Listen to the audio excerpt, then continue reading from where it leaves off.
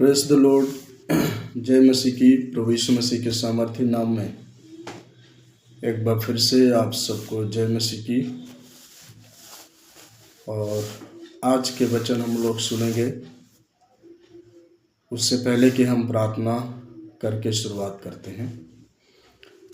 प्रभु यीशु, धन्यवाद पिता परमेश्वर आज की वचन के लिए। और हम प्रार्थना करते हैं प्रभु यीशु बुद्धि और ज्ञान दे, जिसे पिता परमेश्वर आपके वचन को हम सीखकर आपके महिमा के लिए इस्तेमाल करें। और जितने लोग इस ऑनलाइन में जुड़ रहे हैं प्रभु जी, उन सभी को पिता परमेश्वर आशीष दो। यीशु के नाम से मांगते हैं, आमीन। प्रभु यीशु मसीह के सामर्थ्य नाम में एक बार फिर से आप सबको जय मसीह और यीशु के सामर्थ्य नाम में सबको सलाम बोलता है। आज के वचन होगा जीविते परमेश्वर की आराधना। जीविते परमेश्वर की आराधना आज का विषय होगा, जीविते परमेश्वर की आराधना करना। परमेश्वर के वचन में लिखा है कि जीविते परमेश्वर की आराधना करना। परमेश्वर ने बोला है कि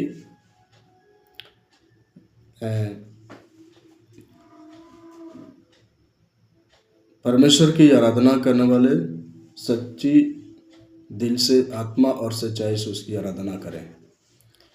तो आज हम इसके विषय में देखेंगे कि सच्ची आराधक कौन है और कैसे हम परमेश्वर के साथ आराधना कर सकते हैं। उसमें से हम 6 स्टेप के विषय में हम बात करेंगे। जीविते परमेश्वर की आराधना कैसे करते हैं, कैसे हम करें, उसके विषय में 6 पॉइंट पे बात करते हैं। तो उसमें से हम पहला चीज़ हम देखते हैं, परमेश्वर के वचन के आधार पर परमेश्वर के वचन स्तुति के योग्य हैं, आराधना के योग्य हैं और हम उसकी महिमा करने के लिए बनाए गए हैं। और इसलिए परमेश्वर के वचन हमें सिखाता है कि हम को परमेश्वर ने चुना है इसलिए ताकि हम परमेश्वर की आराधना करें, है ना। तो आज का वचन हम लोग सीखेंगे कि परमेश्वर ने हमको क्यों चुनाव हमारा किया है। तो इस विषय में हम लोग परमेश्वर के वचन से सीखेंगे। कुछ लोग माटी में ढूंढते हैं, कहीं पेड़ों में, पौधों में या पत्थरों में परमेश्वर को ढूंढते हैं, लेकिन हम उस परमेश्वर को देखेंगे। वो कहता है कि जीविते परमेश्वर की आराधना करें, है ना। जीविते परमेश्वर की आराधना करें। और जीविते परमेश्वर को हम कैसे आराधना करें, इसमें हम 5-6 स्टेप को देखेंगे। उसमें से पहला चीज़ हम देखेंगे, आनंद से परमेश्वर की आराधना करें। आनंद से, खुशी से। जब हम परमेश्वर के भवन में जाएं, उसकी उपस्थिति में जाएं, तो हम आनंद के साथ उसके भवन में जाएं और अपने सारे रिक्वेस्ट और विनती को रखना चाहिए। भजन संगीता 100 और पद 2 पद। आनंद से यहोवा की आराधना करो, जय जयकार करके, जय जयकार के साथ उसके सन्मुख आओ। तो यहाँ परमेश्वर के वचन है, जब हम जीविते परमेश्वर के सन्मुख आते हैं तो कैसे जाए?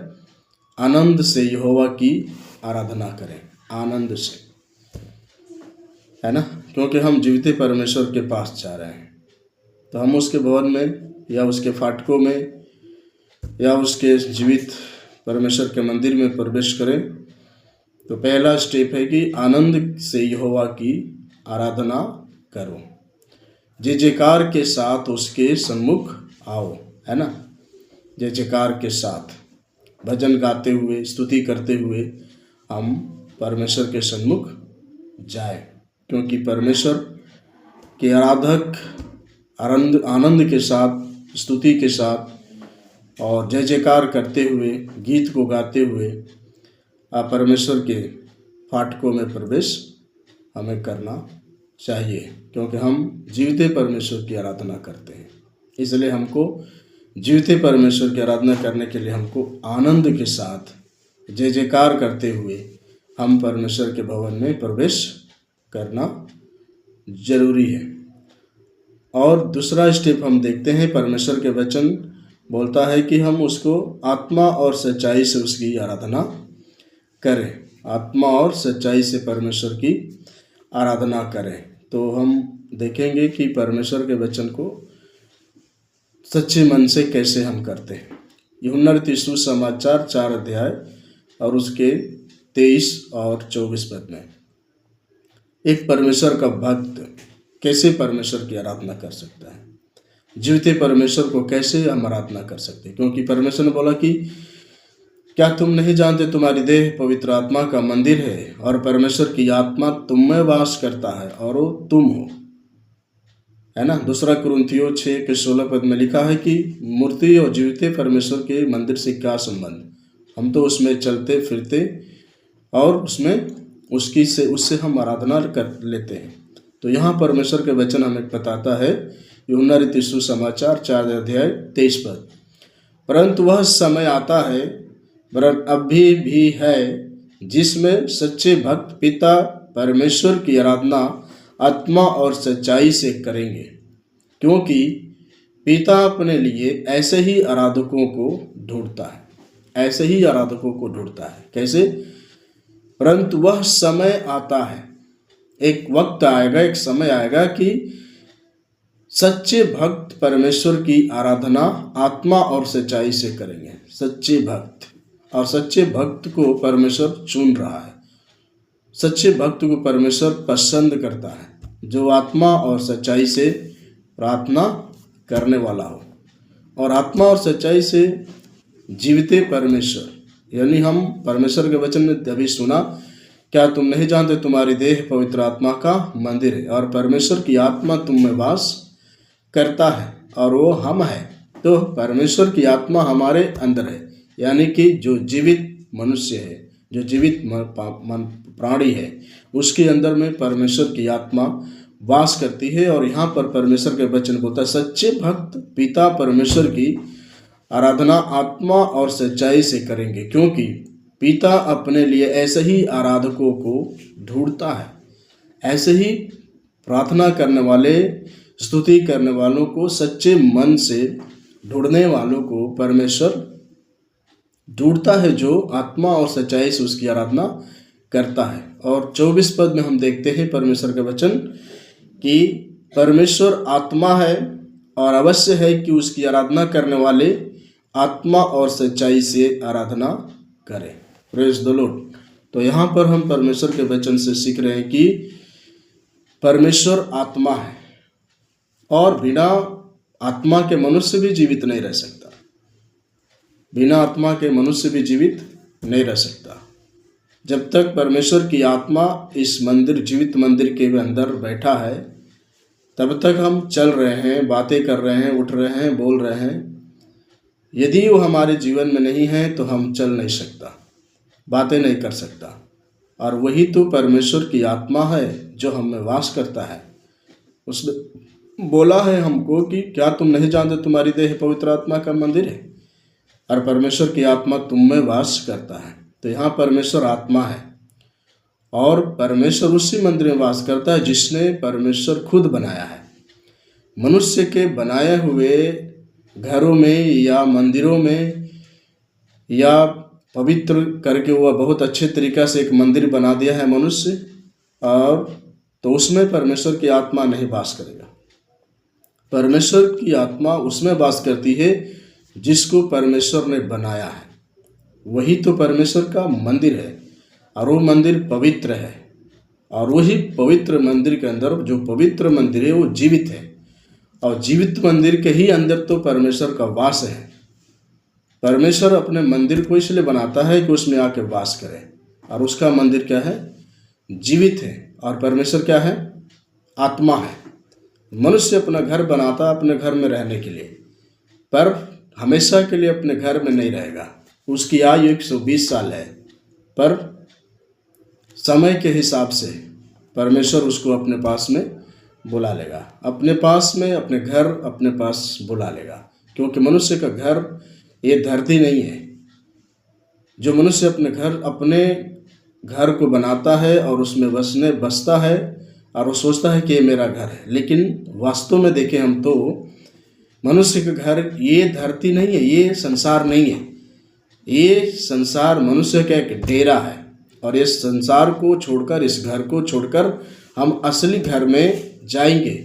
वहाँ जाएंगे जिसने हमको बनाया है और जिसकी आत्मा मुझ में वास करती है, और जिसकी आत्मा मुझ में वास करती है वो मुझको लेने के लिए आएगा। और इसलिए वो बोलता है कि परमेश्वर तो आत्मा है। तो आत्मा किस में वास करता है?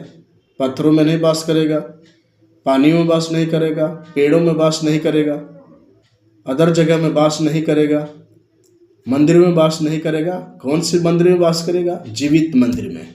और वो जीवित मंदिर कौन है? वो हम हैं। और इसी जीवित मंदिर को परमेश्वर अपने हाथ से बनाया और इसी मंदिर में परमेश्वर वास करता है। Praise the Lord. ये दूसरी बात हमने देखा कि परमेश्वर क्या है? आत्मा है। पहली बात हम देखा, परमेश्वर के जब पास जाएं तो आनंद के साथ जय जयकार करते हुए उसके भवन में जाए, उसके पास में जाए। दूसरा चीज़ देखा कि परमेश्वर आत्मा है और उसको भजन करने वाले भक्त आत्मा और सच्चाई से उसकी भजन करें, क्योंकि परमेश्वर तो आत्मा है। तीसरी बात हम देखते हैं कि सच्चाई से उसकी आराधना करें। सच्चाई से। तीसरी बात हम देखते हैं कि सच्चाई से उसकी आराधना करें। आइए हम देखते हैं यूहन्ना 4 अध्याय और आपको 23 पद। यहाँ पर लिखा, परंतु वह समय आता है, वरन अभी भी है, जिसमें सच्चे भक्त पिता परमेश्वर की आराधना आत्मा और सच्चाई से उसकी आराधना करेंगे। तो हमें सच्चाई से, दिल से, दृढ़ता से हमको परमेश्वर की आराधना हमें करने की जरूरत है। फिलिपियों की पत्री आपको 3 अध्याय और 3 पद।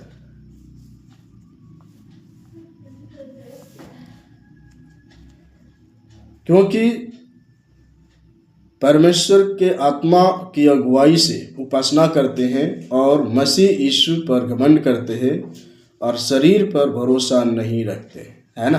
तो हम परमेश्वर पे भरोसा रखते और हम शरीर पर भरोसा नहीं करते।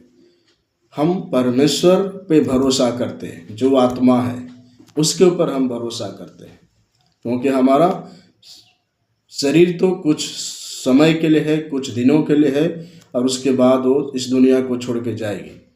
लेकिन हम शरीर पे विश्वास नहीं करते, हम उस आत्मा पर विश्वास करते हैं जो जीवित है, परमेश्वर के मंदिर में वास करता है। और प्रभु ने कहा कि मैं आत्मा हूँ और उसकी आराधना करने वाले आत्मा और सच्चाई से उसकी आराधना करें। तो हमने तीसरी बात देखा कि सच्चाई से, यानी परमेश्वर के भक्त, परमेश्वर की आराधक सच्चाई से परमेश्वर की आराधना करें। चौथी बात हम देखते हैं, पवित्रता से परमेश्वर की आराधना करें। पवित्रता से, पवित्रता के साथ, पवित्र के साथ और परमेश्वर की सन्मुख में जाएं। पवित्रता के साथ हमारे जीवन में पवित्र होना जरूरी है। बिना पवित्रता के हम परमेश्वर के साथ में निवास नहीं कर सकते। जहाँ पवित्रता है वहीं परमेश्वर का वास है, जहाँ पवित्रता नहीं वहाँ परमेश्वर का वास नहीं है। तो यहाँ हम परमेश्वर के वचन में देखते हैं कि भजन संगीता 29 अध्याय 2 पद, यहोवा के नाम की महिमा करो, पवित्रता से शोभायमान होकर यहोवा को दंडवत करो। पवित्रता के साथ उसके सामने जाओ और परमेश्वर के सामने झुको, उसको दंडवत करो, परमेश्वर से प्रार्थना करो, उसकी स्तुति करो, उसकी महिमा करो, उसका आदर करो, क्योंकि परमेश्वर ने हमको सामर्थ्य दिया है। परमेश्वर ने हमको सामर्थ्य दिया है, इसलिए हमको परमेश्वर की आत्मा और उसकी सच्चाई से हमें परमेश्वर की आराधना करना चाहिए। इसलिए हमें परमेश्वर के वचन, भजन संगीता 96 उसके 9 पद में यहाँ पर लिखा है, पवित्रता से शोभायमान होकर यहोवा को दंडवत करो, हे सारे पृथ्वी के लोगों, उसके सामने कांपते रहो। Praise the Lord. पवित्रता के साथ, ईमानदारी के साथ स्तुति करते हुए, महिमा करते हुए परमेश्वर के सन्मुख दंडवत करो। सारे पृथ्वी के लोगों, उसके सामने कांपते रहो। सारे पृथ्वी के लोगों, विदाउट प्रभु यीशु को हम इस संसार में जीवित नहीं रह सकता है। इसलिए परमेश्वर कहता है सारे पृथ्वी के लोगों, उसके सामने कांपते रहो। उसका डर होना चाहिए हमारे अंदर, और इसलिए हमको परमेश्वर को दंडवत करें, उसकी आराधना हमको करना चाहिए। और कैसे? पवित्रता के साथ, निष्कलंक, बिना दाग के, बिना संदेह, बिना संकोच के हम परमेश्वर की आराधना करना चाहिए। और यही चीज़ परमेश्वर हमें सिखाता है। चौथी बात की, हमें परमेश्वर को, जीवित परमेश्वर के पास जाने के लिए हमको पवित्रता के साथ हमको उसकी आराधना करना है। पांचवी बात हम देखते हैं, डरते हुए परमेश्वर के पास जाओ। भजन संगीता 2, भजन संगीता 2 अध्याय और उसके 11 पद। यहाँ पर हम देखते हैं, डरते हुए यहोवा की उपासना करो और कांपते हुए मगन हो। हालेलुया। डरते हुए परमेश्वर की उपासना करो और कांपते हुए मगन हो। परमेश्वर कहीं गलती ना हमारे जीवन से हो जाए, कहीं अच्छी तरह से हम बढ़िया से साफ सुथरा से हैं कि नहीं, पवित्रता के साथ परमेश्वर के सन्मुख आए हैं कि नहीं, कहीं हमारे जीवन से गलती ना हो जाए, कहीं हमको पनिशमेंट ना मिल जाए, कहीं श्राप ना हो जाए हमारे जीवन में। इसलिए हमको परमेश्वर, जीवित परमेश्वर के पास आने के लिए उसको अपने आप को तैयारी करें, ताकि हम परमेश्वर के पास जाके उसकी उपासना कर पाए। तो हमें परमेश्वर का वचन बताता है कि हमको परमेश्वर के साथ महिमा करने के लिए डरते हुए उसके साथ उपासना करें। फिलिपियों 2 अध्याय 12 पद में, इसलिए हे मेरे प्रियो, जिस प्रकार तुम सदा से आज्ञा मानते आए हो, वैसे ही अब भी ना केवल मेरे साथ रहते हुए, पर विशेष करके अब मेरे दूर रहने पर भी डरते और कांपते हुए अपने अपने उद्धार का कार्य पूरा करते जाओ। Praise the Lord. यहाँ पर हम प्रेरित पौलुस इस बात को कहते हैं कि ना मेरे रहते हुए उपस्थिति में, बल्कि ना मेरे रहते हुए भी परमेश्वर की उपासना करो, उसकी प्रशंसा, उसकी आदर देना है, उसको स्तुति करना है, जीवित परमेश्वर को हमेशा आराधना करना है, ताकि उसके साथ हमारा संबंध बना रहे। तो ये बात को हमने पांचवी बार देखा कि डरते हुए हम परमेश्वर के सन्मुख आए। तो यहाँ पर हमने देखा कि परमेश्वर के साथ किस तरीक़ा से हमको पेश होना है, उसके सामने किस तरीक़ा से अपने आप को समर्पित करना है। और हम देखते हैं परमेश्वर का वचन हमें सिखाता है कि निर्गमन की पुस्तक, निर्गमन की किताब,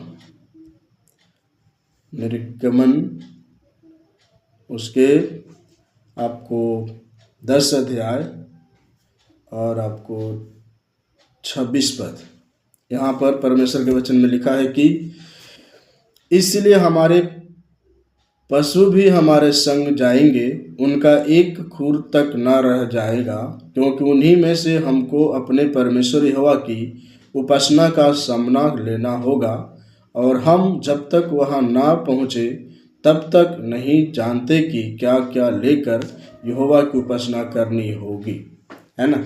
तो यहाँ पर जो है कि हर एक चीज़ अपने संपत्ति में से, भेड़ बकरियों में से, या हर एक उसमें से निकाल कर हमें परमेश्वर के सम्मुख में लेकर के जाना है, क्योंकि हम नहीं जानते क्या क्या चीज़ की ज़रूरतें पड़ेगी। तो इसलिए हमें जीवित परमेश्वर के पास जाने के लिए हमें पहले से तैयारी करना है। पहले से तैयारी करके तब हम परमेश्वर के साथ सारी चीज़ों को व्यवस्था के साथ हमें परमेश्वर के सामने उपस्थिति होना है, ताकि हम परमेश्वर की महिमा कर पाए, है ना। और छठवीं बात हमें देख रहा है कि संपूर्ण मन से परमेश्वर के सन्मुख आए, संपूर्ण मन से परमेश्वर के सन्मुख आए। तो यहाँ पर हम देखते हैं कि पहला सामुएल और 12 अध्याय और उसके 20 पद। यहाँ पर सामुएल ने लोगों से कहा, डरो मत, तुमने यह सब बुराई तो की है, परंतु अब यहोवा के पीछे चलने से फिर मत मुड़ना, परंतु अपने संपूर्ण मन से उसकी उपासना करना। हालेलुया। तो यहाँ पर परमेश्वर का वचन कहता है कि तुमने तो बुराई की है, तेरे अंदर गलती तो है, पर तू उससे मुंह ना मुड़ना, परंतु अपनी गलतियों को स्वीकार करके, अपने पापों को मान करके परमेश्वर के साथ उपासना करना, तब तेरे जीवन में आशीष मिलेगा। तो हमें कई बार अक्सर हमारे जीवन में समस्या जब आती है तो हम परमेश्वर को छोड़ देते हैं। इस अवस्था में हम गलती करते हैं और फिर हम परमेश्वर को छोड़ने की दावा करते हैं, लेकिन यहीं पर हम जब नहीं समझते और परमेश्वर को छोड़ते थे तो हमारे ऊपर में 2 गुनी दंड मिल जाता है। लेकिन परमेश्वर कहता है कि यदि तूने तो गलती की है, पर उसी चीज़ को क्षमा मांगकर परमेश्वर के साथ उपासना करके, दंडवत करके, माफ़ी मांग के और अपने आप को परमेश्वर के लहू से पवित्र करके परमेश्वर के सन्मुख में जाएं, ताकि हमारा जो लालसा, हमारे के मन की लालसा है, वो परमेश्वर क्या करे, पूरा करने पाए। तो आज हमने 6 बातों को सीखा है। तो पहली चीज़ें हमने आज सीखा कि जीवित परमेश्वर की आराधना कैसे करें। तो हम परमेश्वर के वचन सीखा कि जब परमेश्वर के पास जाए तो पहली बात सीखा कि आनंद के साथ जय जयकार करते हुए परमेश्वर के सन्मुख जाए। दूसरी बात हमने सीखा कि परमेश्वर आत्मा है ना। तो परमेश्वर आत्मा है तो उसके भक्त कैसे है, परमेश्वर को आत्मा और सच्चाई से उसकी आराधना करना चाहिए। तीसरा चीज़ हमने देखा कि परमेश्वर सच्चा है, उसमें कोई दाग नहीं है। तो उस परमेश्वर को, क्योंकि परमेश्वर आत्मा है और उसकी आराधना करने वाले आत्मा और सच्चाई से उसकी आराधना करना चाहिए। चौथी बात हमने देखा कि परमेश्वर पवित्र है, यानी पवित्रता में जिंदगी पवित्रता है, क्योंकि उसके पास में चारों तरफ पवित्र ही पवित्र है, क्योंकि लाखों करोड़ों सरदूत मिलकर उसके आगे पीछे चारों तरफ परमेश्वर का महिमा करते हैं। और जैसे आराधन करने वाले हैं, उसको स्तुति करने वाले भी है, उससे वो लोग भी पवित्रता के साथ परमेश्वर की आराधना करना चाहिए।